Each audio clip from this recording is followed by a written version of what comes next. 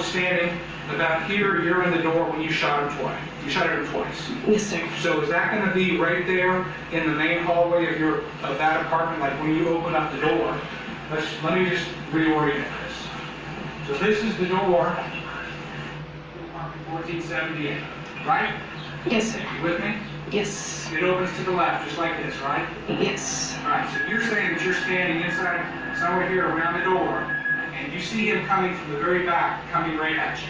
Yes, I did. Okay, so it's going to be in that main corridor, like if you compare it to your apartment, where your little beggar's rack and your clock is, that main hallway, right? Yes.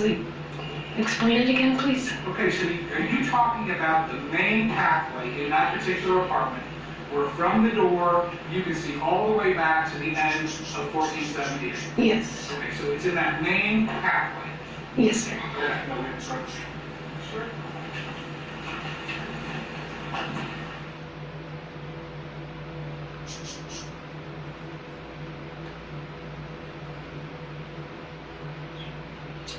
You've been watching the murder trial of Amber Guyger, the former Dallas police officer, taking the stand in her own defense this morning, and there has been some explosive questioning this morning.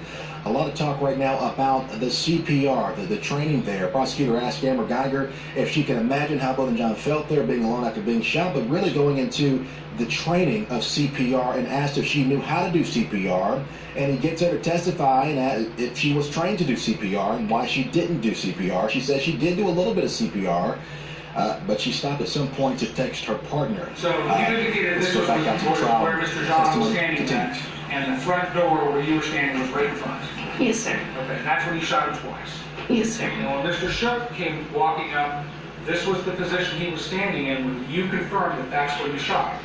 He came at me saying he was standing in that position, yes. That's true, and I did not mention that. I thank you for clarifying that. One of the things that happened in the walk from 30 feet up to here was that Mr. John said, hey, hey, right? Yes, sir. Something like that. Yes, sir. You don't fault him for that, do you? Not now. No, it's his apartment. I know that now. Yeah. And so when you shot him, you indicated with Mr. Shook. Mr. Shook was standing right here, and that's where you shot him twice, right? Yes, sir. Okay. So, and this was the position Mr. Shook was standing, right? Yes, sir. Okay.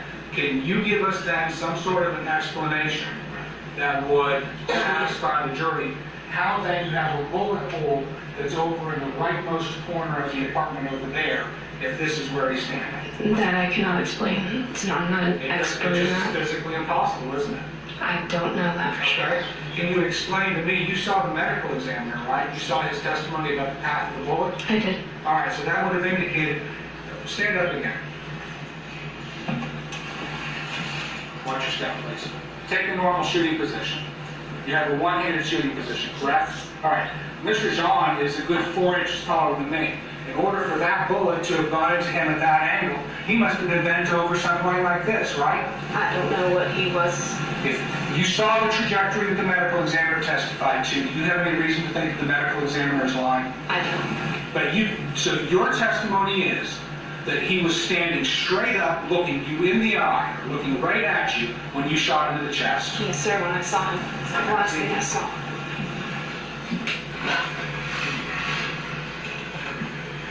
So you were looking at me right in the eye when you shot him in the heart?